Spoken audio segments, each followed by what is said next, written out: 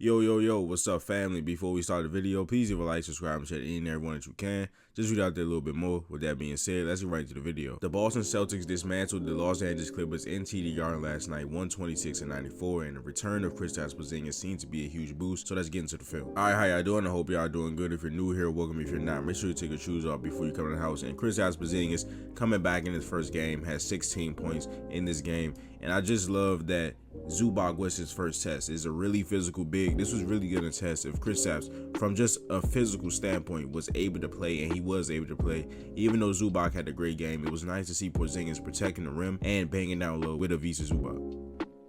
And of course, what you get from Kristaps Porzingis, or just one of the things you get from Kristaps on the offensive side of the ball, is an extended pick and pop game, and usually from the center of the floor and above the break. Kristaps Porzingis last season shot 752 shot attempts, all last season, right? 66% of those shots were in the center of the floor, 498 attempts. So what that means is right in the center. So it could be these pick and pop game, which of course I told you guys is extended. He ranked in the 93rd percentile in average 3-point shot distance. So this means that he's shooting far from the basket. He's really extending that defense, and if that big does not stay with Kristaps Porzingis, he's gonna shoot this ball from anywhere. And then if a smaller guy is closing out on him, as you see, that's not a good test. So in the center of the floor, that could be here and here in this area, which you're gonna see later in this film session, where he catches the ball on the mismatches in the post and he just shoots over guys. He loves the center of the floor, and he makes one here.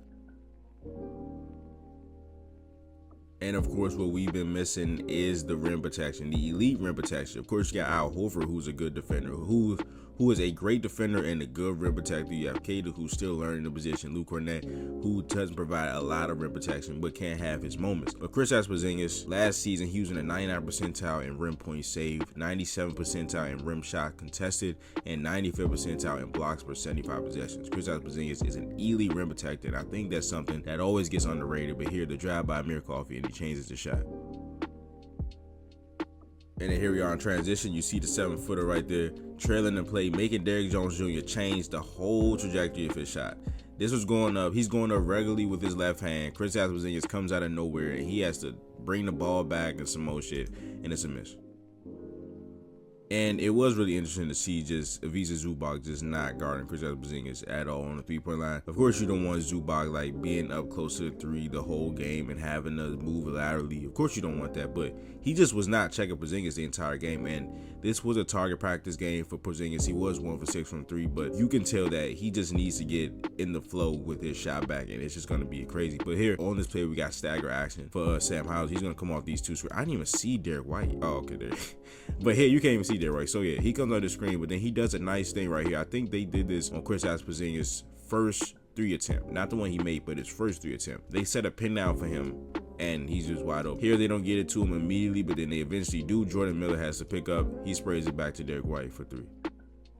All right, we got some really stout defense by Jaylen Brown here as the shot clock winds down. Chris down with the ball, and some more rim protection, and a 2-hand engulf by Kristaps Porzingis. All right, so here we got some dribble penetration from Jaylen Brown. After some good defense by Chris Dunn, he finally turns the corner. We got Porzingis here. He knows that Zubac is going to help on this drive. Jaylen Brown dribble penetration draws 2 and then draws Zubac after he loses Chris Dunn. KP cuts with him and alley-oop. And this is just something you did not have before KP got back. Somebody that's 7'2" and athletic, able to catch floaters at the apex and just change shots whenever he's around them with his length and his athleticism. All right, so here we got a pick and pop with Derek White and Kristaps Porzingis. Derek White does a nice job of going straight to Ivica Zubac, forcing him to switch this action. And then this is what we were missing right here. Something that is truly unguardable. When Jason Tatum is hitting threes and he's getting downhill, he's hitting them pull-up threes, he's virtually unguardable. Shit, sometimes Jaylen Brown in the first quarter against the Timberwolves, he's virtually unguardable sometimes. This is literally unguardable. When Kristaps Porzingis has a switch, #helpless. I don't know if you guys remember, I did a video on him against the Thunder last season, and the word of that video was helpless. And it comes when there's a mismatch, and Kristaps Porzingis does not see his defender when he's shooting the ball. Look at that perfect snapshot. Look at that, #helpless, and he gets the bucket.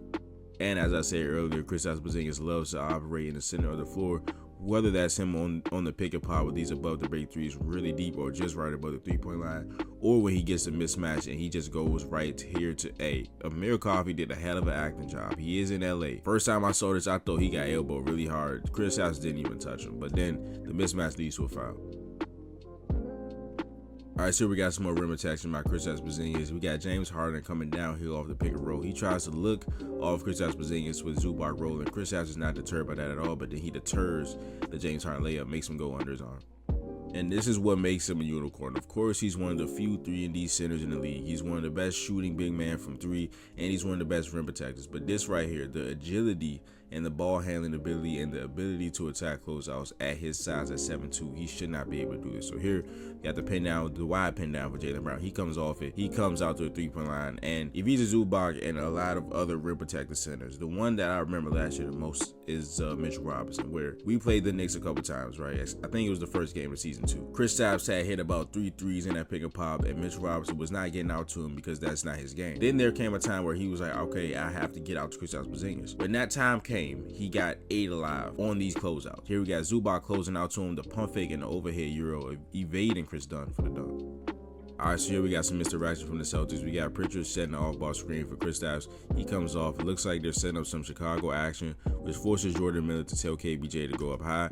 They do that, and then Kristaps fakes it, which takes out 2 Clippers. Now there's a 2-on-1 situation between him, Jaylen Brown, and Jordan Miller. Jaylen Brown back cuts, leading to a foul. But that is the video. If you enjoyed it, please do a like, subscribe, and share it in everyone that you can. Just read out there a little bit more. But I will see you guys in the next video. This is Nick. Peace.